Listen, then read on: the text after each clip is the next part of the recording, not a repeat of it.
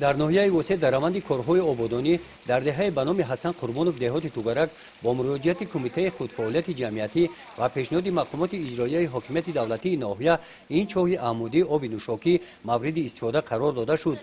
چقوری چاه مذکور 140 متر را تشکیل داده توسط این قبرها آب شیرین به استفاده قوای برق جاری می‌گردد. شورای کمیته محله با مقصد صرفه‌کارانه استفاده نمودن آب نوشاکی تدبیرهای ضروری را اندیشیده ایستاده‌اند. دهات اون نبود. این همین اوزی ما با همین صبح سوید کارو صبح همین دهه 300 خواجگی را ما با آب تازه تامین کردیم. همین دهه همه چیزگیری کرد. همه چیزگیری کرد به همین صبح سوید کارو صبح همین محله همین اسکواج ما چی رسوندیم. طبق پیشنهاد در مد اول از همه جا خطهای علاهیده آب نوشاکی با مکتب و مرکز سلامتی کشیده می شوند.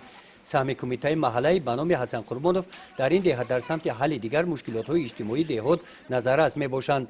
با دستگیری شخصان سخاوتمند این سال نزد مکتب رقم 27 دو صنفخانه علاوگی عبارت از 50 جای نشست ساخته شده مورد استفاده قرار داده شد.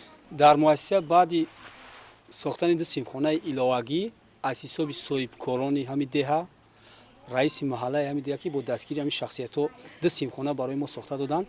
الکی قریب که پرابلم خواننده ما از بین رفت، جای نشست از بین رفت، چون که بیشتر اگر دو صنفخانه همین امسال ساز نمیشه شاید که سه بسته میشدیم.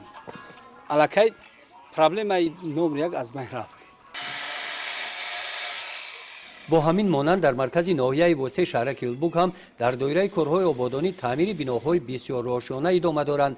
تعمیر خانه‌ها با دستگیری ریاست مالیه به راه مانده شدند. حضور همه به حکومت جمهوری که مثلا دستگیری کردن خانه را ریمون کردن و تو چند سال دیگر ایشالا با هم ریخته طلب و تازگی و میروه با یکون جای شمشیر با خودمون هم با چی ایدست مونیونری را با یوگان ریمون میکنیم. خب آبادانی با خوبه یخی. گزارش خواجه نظریف خدای نظر ظهوروف از ناحیه وسط برای برنامه اطلاعاتی نوید.